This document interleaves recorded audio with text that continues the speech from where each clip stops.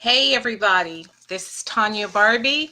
I am still a rose in spite of it all. I'm very excited. This is one of those years where everything is just making sense. And I'm excited about that because I have a vision of where I'm going. And I'm in good spirits. And my birthday is this week. I'm like, yes, yes, yes. Hey, Michael. Hi, beautiful angel. Um, Tonight, I want to start off with, I'm sorry I'm late for starters. Got a lot to cover tonight, so I'm going to keep it moving, okay? First, I want to apologize. Hey, Rosalind. Hey, Cynthia. I shared a message about women don't need men.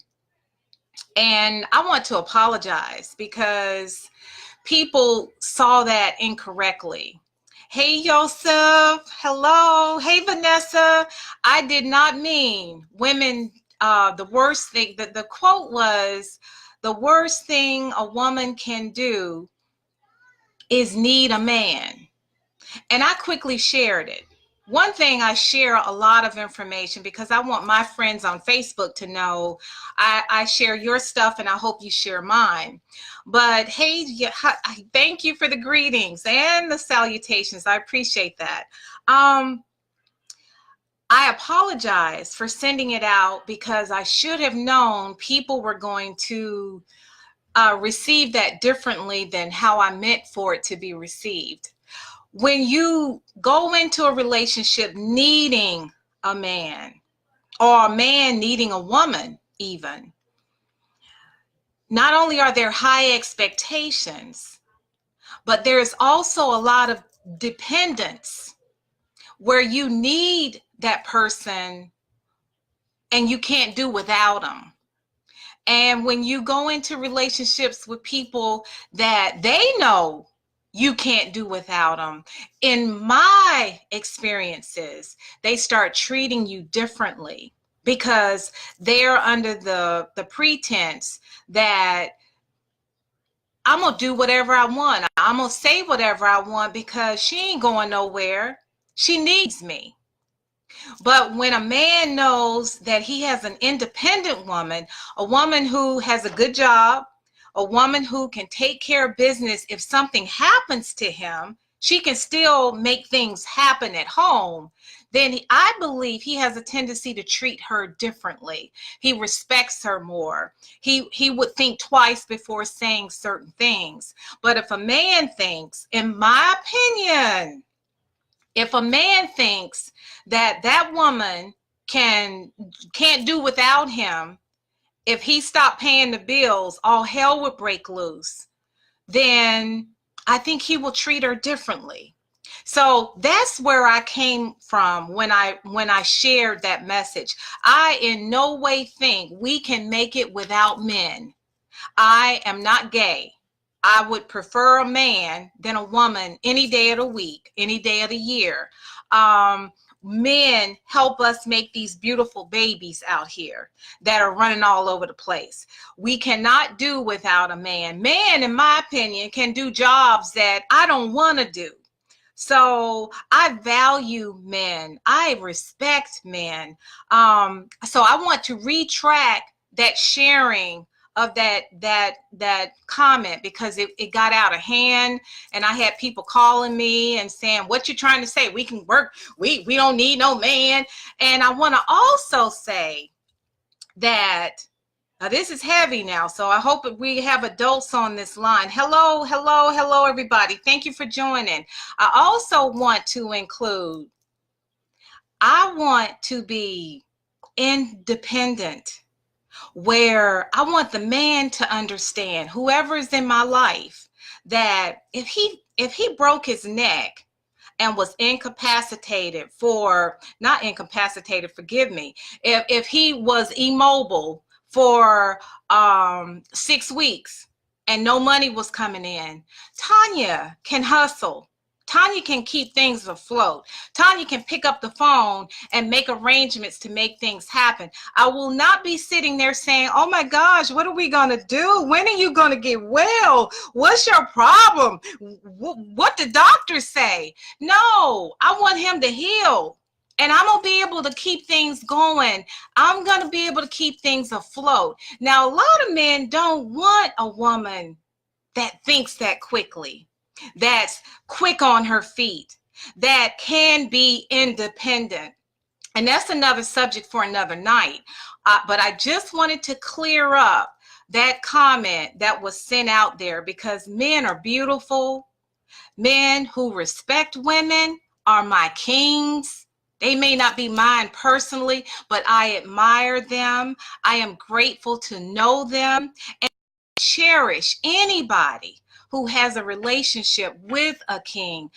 My hat goes off to them. So I hope everybody forgives me for sharing that information, because I don't want to ever share anything negative, and I don't want to ever share anything that hurts somebody. So I apologize for that, and now we can keep it moving. Hello, everybody. Thank you for joining. I got some disturbing news from a neighbor, and it's interesting because I'm like, why he send this to me? I'm not into basketball until my son plays, and I was kind of shocked that he sent it to me, but it got to me. It really hurt me that, let me pull up his name so I can find it. Billy Knight took his life a few weeks ago. Was it a few weeks ago, or was it last week? And July 10th, last week, he sent out a chilling video of himself, saying that he apologizes to the people in his life. Hey, Sharon. Hey, John. Hey, RC. I got some. Oh, thank you for joining, everybody. Sharon, Celeste, Debbie. This young man took his life. He wanted to apologize to the people. I don't know if you all saw the video. I put it on FaceTime a few days ago, and I said, you guys, we're going to talk about this. He took his life because he said all he did was take from people. And he felt guilty about it. And he apologized to all the people that he took from. And he really apologized to his brother. He said he owed him so much. And he said he's going to be a better person than he was. And he said, I'm sorry. And he kept saying, I'm sorry profusely. And I started crying. Of course, I'm just like that. I'm emotional, and I have a lot of passion for people and their pain, because I don't want us to be in pain. I want us to be happy, and I want us to look at the bright side of things, even when you're in pain. And that's what I've practiced doing, and that's what I share with my friends and so forth, and family members. This young man took his life. He took his life because he didn't feel like he was a Christian anymore. He felt like too much was going on in his life. And I don't know how he took his life. They just found him in an abandoned location, and they reported it on the news, and he's gone now. And after I heard it, now after my neighbor sent me that, I was like, why did he send me this? Because it messed up my whole day, because my thing was, why didn't people recognize it? Why didn't his friends recognize his pain? Why wasn't he talking to somebody? He was a famous basketball player, college. I don't know if he made it to NBA, but everybody knew this person. So why didn't somebody see the signs? And those that he was taking from, why didn't they say something or see something? So it really bothered me. And then I talked to a pastor, because one of my girlfriends is a pastor, Pastor Taylor. And I asked her, would she be available to those that I know, even on Facebook, that have these thoughts of taking their life? Because I felt I'm in no way, shape, or form that I feel that I can steer somebody in the right direction, but I don't feel confident that I can talk them out of it. And I don't want that on me if I failed even in that. So I want to make sure I have the right people around me to help these people that are in that kind of pain. So she said, I'm in, Tanya, whatever you need, I'm there. Give me some phone numbers and I'll reach out to your friends and whomever else you want me to, and we'll make it happen, because she's told me about some things that she has done that even removing spirits, demonic spirits. So this is a heavy topic tonight. Okay, somebody's all off this. Okay, we're gonna skip that one because this is not about sexy tonight. Let's see. Joseph says, one of the most important topics we fail to discuss is mental illness. We must not continue to sweep this under the rug. Joseph, that is so true. I have a sister that suffers from bipolar. She's been diagnosed as bipolar. And we have a few other relatives too. I heard on my Barbie side, but I don't know. I think it's on both sides. And I know I went through something with a depression when I had my my second daughter, my third child. And that's why I named her Christian, because ain't nobody but God that took me through that pregnancy. I talked about it. I wrote about it in my book, I'm Still a Rose. This gentleman, you're right. It's this mental illness that we don't need to sweep under the rug. We really do need to address it. So if you have friends and relatives, because this young man was only in his 30s and he's gone now because he felt he failed his family and friends, and he failed God, he said. And he said he was once a Christian. The tape is chilling. He said he once was a Christian, but he fell by the wayside. And what I want to share tonight is we all fall. We are all sinners. It doesn't give us the right to take our lives because we feel we have failed anybody, because that person that we have failed in our eyesight has also failed somebody else, because nobody is perfect. We are human beings that are here on this earth, and we are going to make a lot of mistakes. So for anybody on this line to think that that's the only way out, please, it is not. This verse, now that the pastor, I hope she can join us tonight. The pastor gave me the verse that she thought, now interestingly, she didn't know about what my topic was going to be.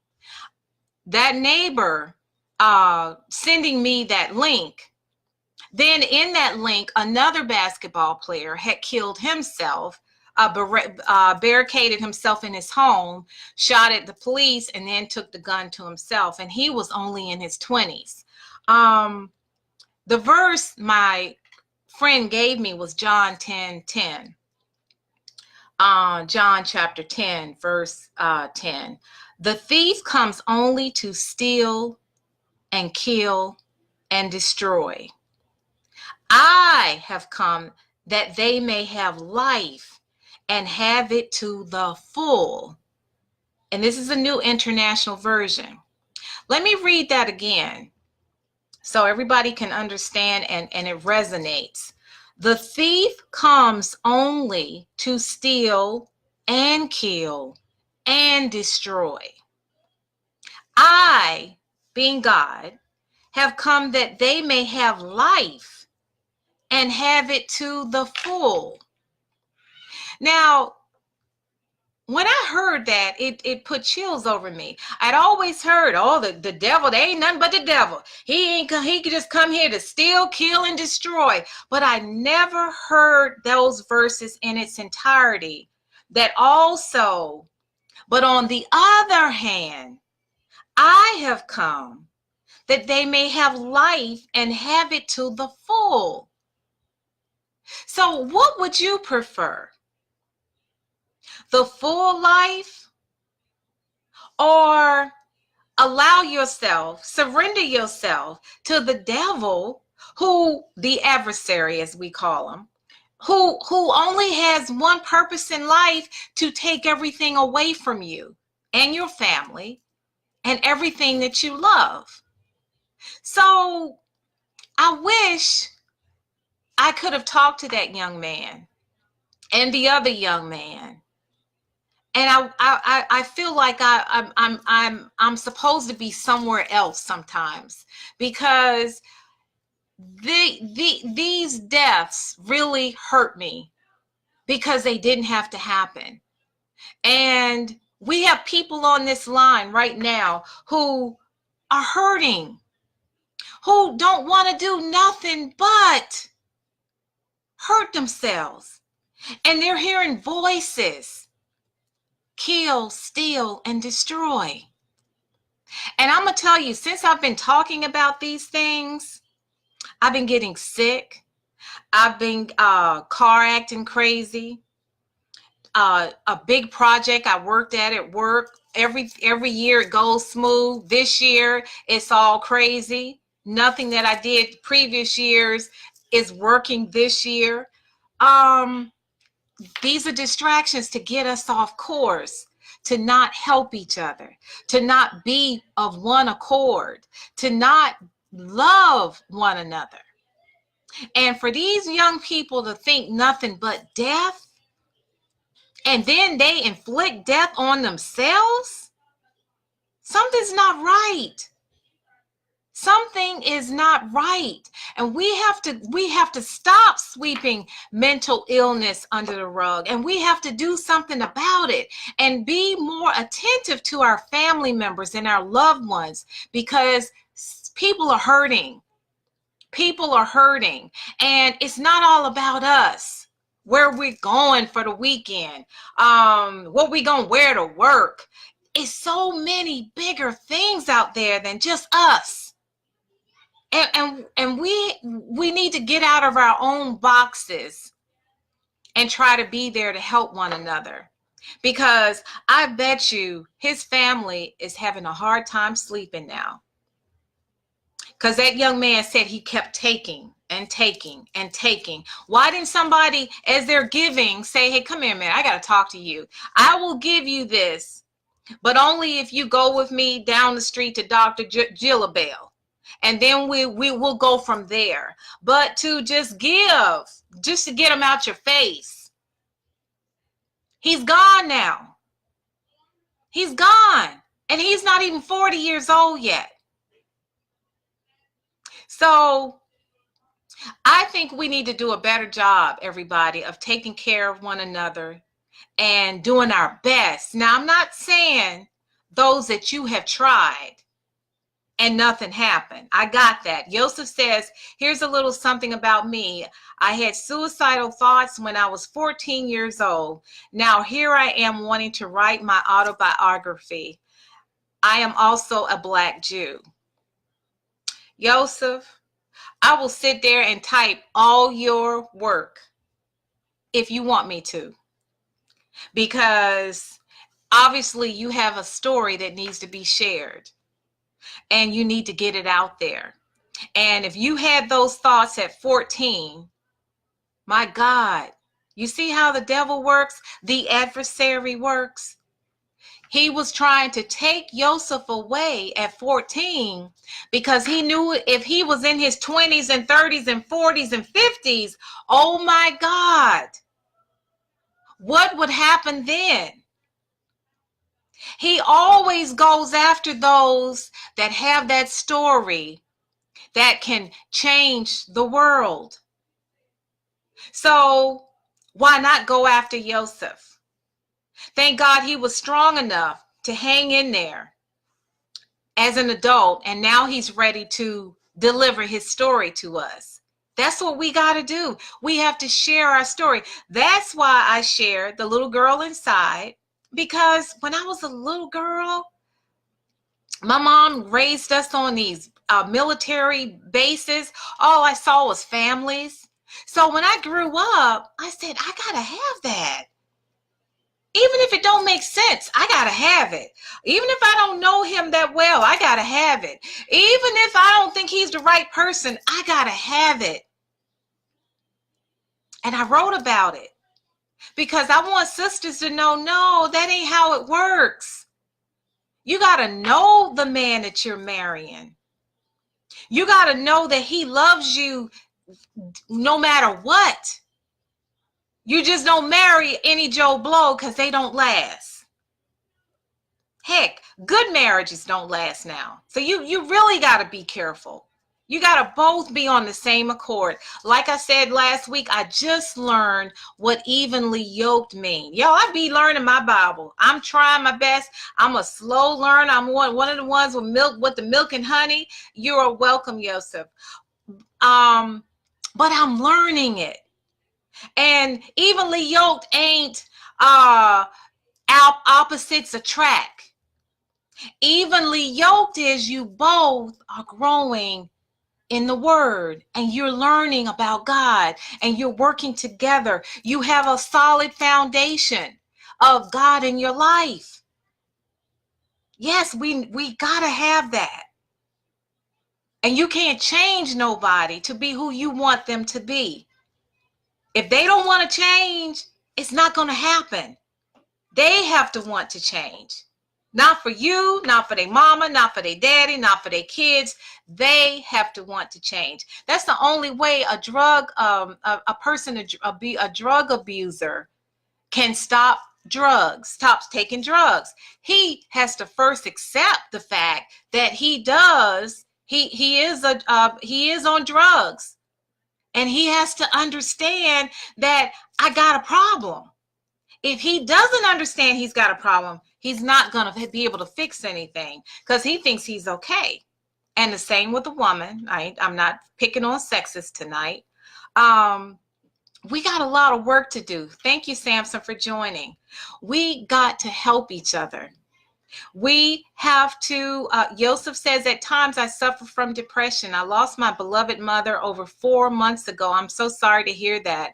I'm seeking therapy and I'm feeling much better. Yosef, I love you. You have no idea.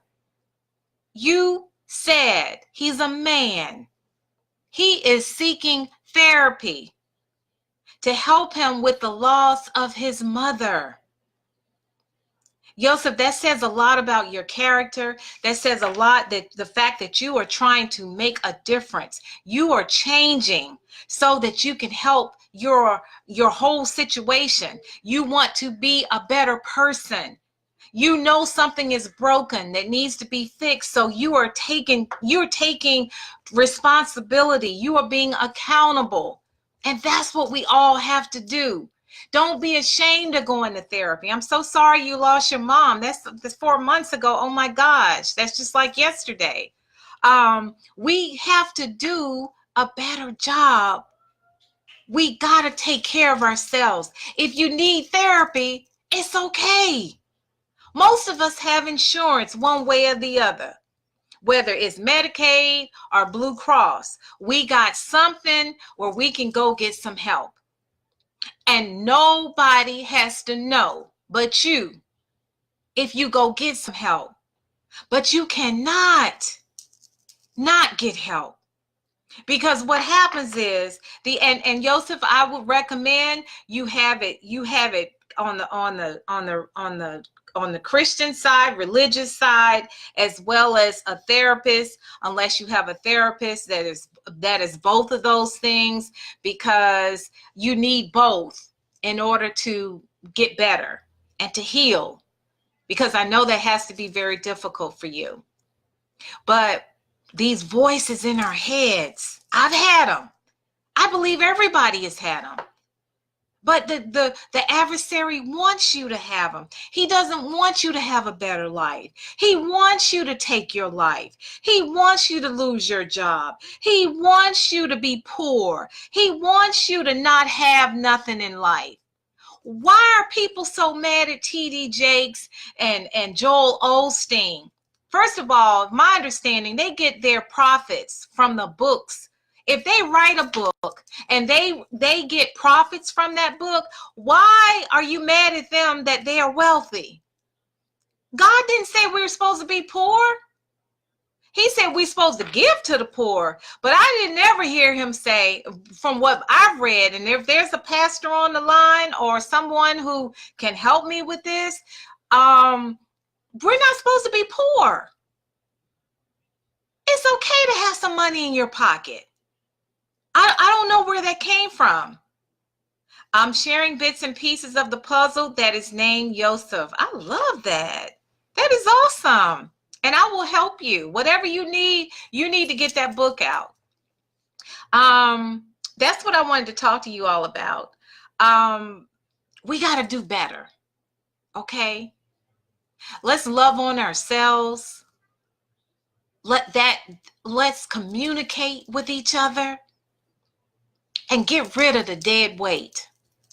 If you are in pain every day in your relationships, they're not working, they're abusive, they're not helping you grow, they're pulling you down, they're not being respectful, you don't need them in your life.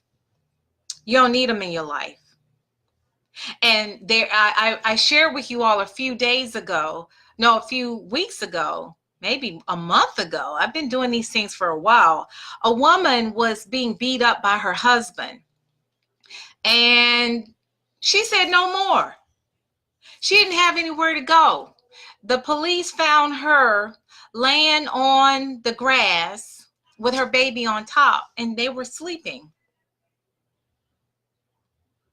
She took the first step. And as she took the first step, the police saw her. They came together as one. They helped her get an apartment. They took care of the baby. Now she's moving upward. Guess why she's moving upward? She did not say, I'm going to have to stay here. I ain't got nowhere to go. I'm going to have to take these beatings. I'm going to have to take this abuse. I don't have anywhere to go. What am I going to do? Be homeless? She's made the choice. I'd rather be homeless than be beat up by a man that's supposed to be my husband or my baby's father. They found that woman on the ground, and everybody in the community has helped her out. She took the first step. That's what we have to do. We have to take the first step. And there's no harm in that. It's no harm in taking the first step. So I just want us to spend more time getting to know who we are. Cherish who we are. When you hear those negative voices telling you to take your life or to hurt somebody, immediately think of positive things. I don't know what your faith is. My faith is Christianity. I will say Jesus. I will call out his name. Anytime I'm in pain, I'm hurting because somebody hurt my feelings, or somebody deliberately hurt my feelings, or anything negative happened in my life, or my health, negativity, anything negative, I say, Jesus, help me. Help me through this. But you are not supposed to focus on those negative voices. Those negative voices have one agenda in mind, and that is, three: kill, steal, and destroy. That's all. And you don't want to go down that path. You don't want to go down that path. I wasn't going to keep you long tonight. I just wanted to make sure I got all the messages, all the notes, because last time I was on the line all night long trying to get through to everybody, answer everybody's questions. I just want to say thank you for joining me tonight. We got a lot of work to do, and we have to love each other. We have to care for ourselves. You can't love anybody else if you don't love on yourself. Do you know there's some people that are so good at being a caregiver that they neglect to care for themselves, and eventually they get sick and die? Can you imagine all the love that they pour into others? And their life is they don't make doctor's appointments. If they do, they don't keep them because they got to rush to somebody else's aid. You can't do it that way. You have to look out for yourselves first. Take care of you first. Numero uno, take care of you so that you will be in a better position to even know when someone in your life is hurting. You'll be in better spirits. We got to walk. We got to do other exercises. We got to watch what we eat. Okay, everybody loves McDonald's, at least probably 80% of us, but do it in moderation. We got to take better care of ourselves so that we can love on each other and we can recognize. How are we going to recognize somebody is suicidal if we're depressed ourselves? No, we're going to have a pity party. So we need to be more careful of that. And we got to watch what we say to these people that are hurting as well. We got to watch what we say to them. We have to be very attentive and be patient, because if you have mental illness, it's not that simple that we can say whatever we want to say to them, because one thing we say wrong could trigger them to do something that we regret. So we have to be careful.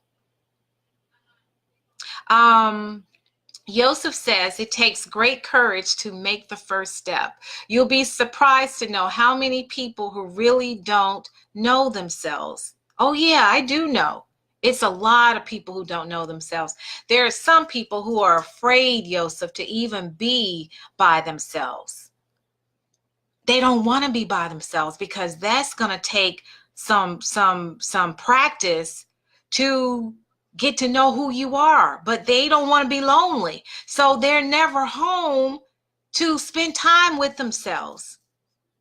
And as a result of that, they're always out. They're always busy. They're always in everybody else's homes, out in the busy life, in the clubs, never spending time alone, getting to know who they are. Hey, Tammy. It doesn't make any sense, because if you don't know who you are, how are you going to know who somebody else is? How are you going to be in a relationship, a loving relationship with someone else, if you don't love on yourselves? You remember Waiting to Excel. I can't think of her name. The one that burned the car up. She got mad at her husband because he said, "I'm not going out with you. I'm going out with her. She don't want to be by herself." Now he in a relationship. He's married to this woman of 10, 12 years.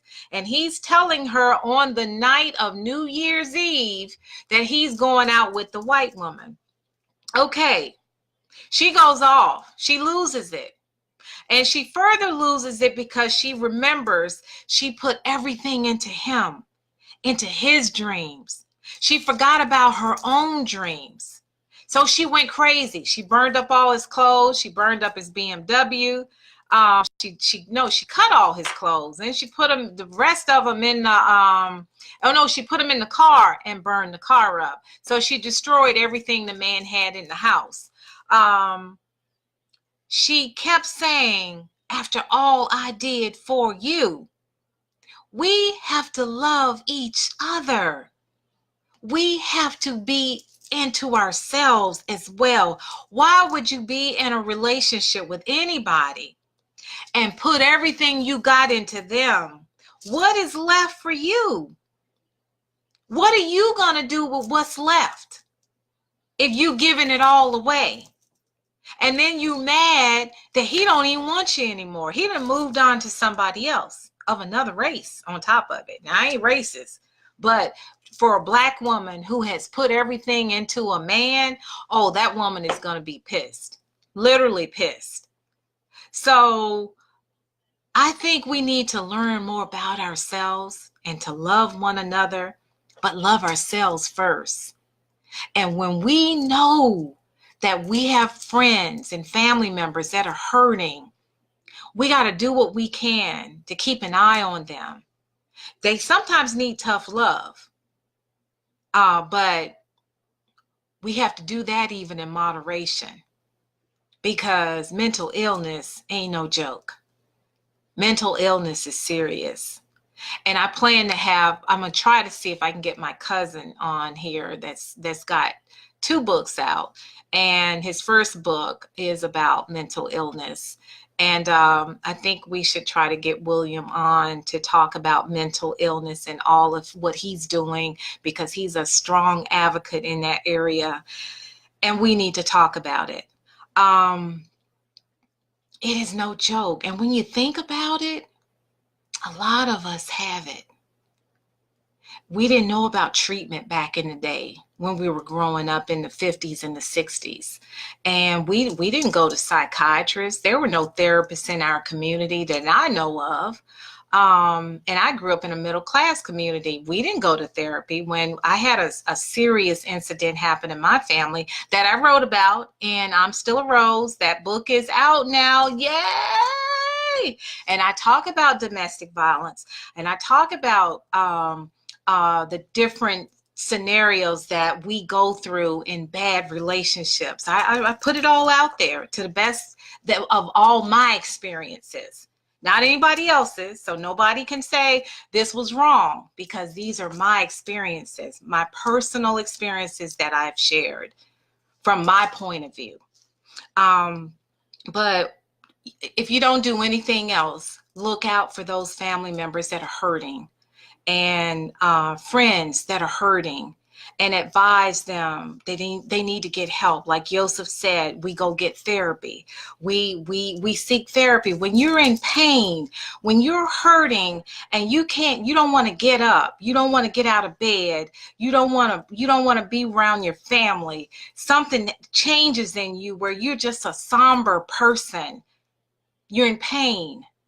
You need therapy to get out of that pain. You need to read the Bible. You need to talk to a counselor. You need to talk to people at church, people that can help you. Best friends, and sometimes just hearing about it can help you. But we got to do a better job with that, because we are losing our people to suicide. And you know, back in the day, we used to say, oh, Black people don't do that. Oh, yeah, they do. Both of these young athletes were Black men. Young Black men. Young Black men. So we got work to do. We got a lot of work to do. It's no way in the world anybody on this earth should ever be bored. There's so much we can do to help each other. If you are bored, go to a nursing home. If you're bored, tutor. If you're bored, go to the library and read to somebody. If you're bored, mentor to a child who doesn't have a daddy, or a child who doesn't have a mama. There's so much we can do. When I hear the word boredom come out of a human being's mouth, I cringe, because there is so much we can do to help one another. And my good friend, my sister, Melanie Taylor, is on the line. And hey, Melanie, she just got off from work and she has joined us tonight. Melanie, we were talking about suicide. I was telling them about John 10, chapter 10, verse 10. And when you recited that to me, it resonated, and I will never forget it, because I always heard the devil's here to kill, steal, and destroy. My grandma used to say that all the time, but I never heard the second half of that verse. I have come that they may have life and have it to the full. That's pretty deep. And to me, it's the contrary of what the devil has come out here to do, or the adversary. And that in itself should resonate with people. And I'm not talking about the mental illness, because it's going to take more. I got it. I understand. I've seen it. I've witnessed it. I've witnessed it myself. So I understand. Your mind goes somewhere and you don't know whether you coming or going. I got that.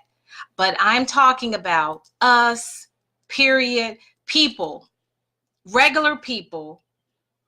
They need to keep this in their spirits, that God is here, that we may have life, and have it to the full means to me in abundance.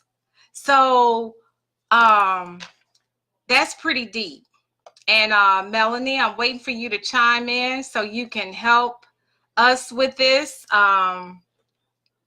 because I would like for you to elaborate on this. Hey, Marian, on that scripture, so that it can resonate with everybody that's here tonight, or that everybody can see this later, because these videos take off after I get offline, and I'm like, oh my gosh, there's 400 people here that have viewed it. So I need to make sure when we close out that everybody understands that verse to the fullest, that the adversary is only here to hurt us.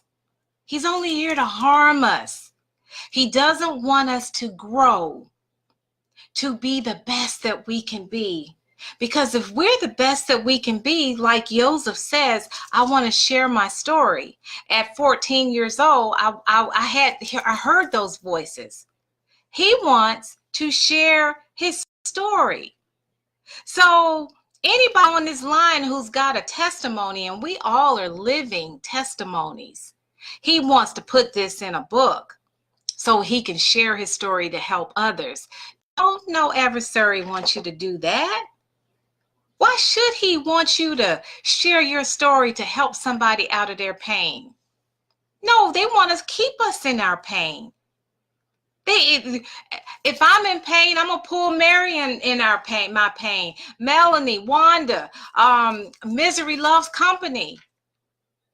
No, we can't hurt each other. We got to get beyond that. We need to be here to support each other, not to go down, not to hear voices in our head that make us do bad things to people or bad things to ourselves. Or to take our lives, like in these cases with the two basketball players, young men, not even 40 yet. Two of them just took their lives in the month of July already. Why didn't somebody recognize these young men were in pain? Why didn't somebody do something about it? Why are we so interested in people when they're here, but not when they're here? Why don't we help them get back up to where they were? Why is it we're takers? I'm just going to pull from you. I'm going to call this girlfriend today and I'm going to talk. Never once do I say, how are you doing? How's it going with you? Forget me. I want to hear about you today. Girl, I'm going to do this today. Girl, I'm going to do that today. Girl, and then you like, and then she said, okay, girl, I got to go. I got to take this other call. Really? I'm sitting here crying. I'm hurting, but you never even got a chance to ask me, how am I doing? The Reverend's talking. Reverend Taylor says, life until it overflows to the full. Do you hear what God wants to do for us? We have victory over the enemy. As Jesus is, so are we in this world. We're not talking about heaven. We're talking about this world. We have power with Jesus. So anybody online has got a problem with TD Jakes riding around in a Bentley, TD Jakes, can you come pick me up and ride me around too until I get my own? Is nothing wrong with that. He is living in what God has provided him with. He is living to the fullest. He is living to the fullest. And there's nothing wrong with that. And that's where I want to be. And that's where I hope and pray that you are going to be. And thank you, Reverend Taylor, for that. And I'm going to reread that. Hello, Samuel.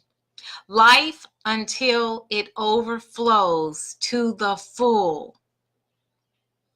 We have victory over the enemy. So when you're hearing those voices, I got victory over this. Jesus, I got victory over this. No, I don't want to hear it. No, Jesus, I have victory over this enemy. As Jesus is so, we are in this world. We have power with Jesus. No, we don't have it without him. We have it with him. So I hope that helps those that want to hurt themselves. I hope that helps those that have decided, I think I want to take my life. I hope that helps those that are having voices in their heads that are telling them to hurt others or to hurt themselves, to harm themselves. Reverend Melanie Taylor says, not one thing wrong with that. It's nothing wrong with being wealthy. God don't want us to be poor. God don't want us to not have anything. He has blessed each one of us with a gift or gifts. If we don't use it, whose fault is that? If we do not use what he has given us, whose fault is that? Now, I have prayed since I was in the 12th grade that I'd be able to act in plays, direct plays, and write plays. I never even thought about writing a book, but I wanted to be front and center on the stage. I wanted to be behind the scenes, in front of the scenes, on the scenes, at the scenes, and that's what I wanted to do. But I got caught up having children, married early, 9-to-5 jobs. But I never gave up that dream, and I always prayed to God that I get into plays and writing and so forth. Do you know my church, First Baptist Highland Park, they just handed me a script. Hey, we want you to direct this one. You okay with it? My mouth dropped open. I had just acted and starred in their Easter play this last Easter.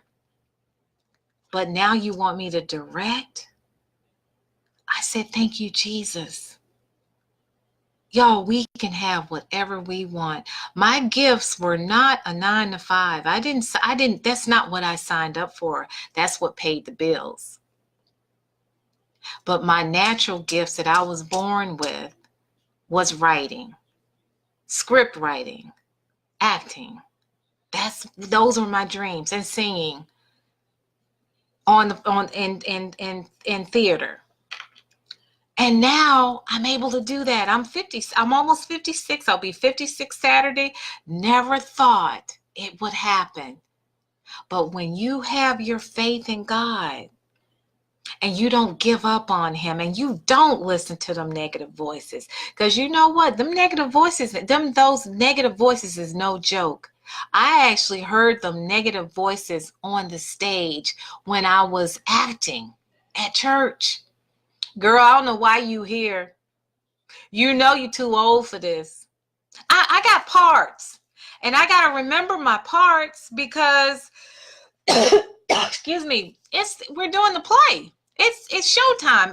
The lights were on us. And I went, and then I came out with my part because I quieted those thoughts in my head. We all get those negative thoughts. Some are not as hurtful as others. Some are not as deadly as others, but we all get those thoughts. And don't let a teacher tell us, oh, you never amount to anything. you'll never have a black president, so you might as well pick something else. That's what my nephew told me. A white teacher told him. And he cried when President Obama won for a second time. He said, Aunt Tanya, my teacher in the second grade told me this would never happen. So we can't listen to those thoughts. We can't listen to those negative those naysayers, because we can do it. It may not happen in our time, but we can make it happen because God has given us gifts. He has given every one of us something to work with, to make us not live in destitute. Yosef says, you look fantastic, almost 56. Wow. Ooh, suck it. Thank you, Yosef. Thank you. I needed to hear that because I forgot my doctor's appointment. And I went in there this morning and this afternoon, and they said, ma'am, we don't see you till tomorrow. I said, but I thought... And I said, oh my gosh, I'm acting like my 81-year-old mom. So we gotta stay busy. We gotta keep this brain, read a lot, have a lot of interaction with other people, smart people, to keep that mind working, because it can slip on you if you don't work it. And I appreciate the compliment. I needed that around this time. I appreciate that so much. Bobby, thank you for joining us. So I want to leave with you. We got to love on each other. We got to support one another. We have to encourage each other. Like Yosef just told me, you look fantastic. We need to hear that, especially at our ages, and we're single, we ain't married, and a handsome man says you look nice. We need to hear that sometimes. So I appreciate that. Now, on the other hand, the slick Joe blows that, hey, you look good, girl. Joe, want to get your phone. I don't need that at this age. But somebody sincerely giving me a compliment, yes, I do. I want that. I encourage that. Bring it on. Write it to me. I love it. I need that right now. Lots going on in my life right now. I got the book release. I'm Still a Rose. That's coming out this Saturday. My birthday is Sunday. I'm on YouTube, so please subscribe to Tanya Barbie on YouTube. Please, I need some subscriptions. I only have 13, but I appreciate the 13 that have signed up to hear my stuff as it comes out.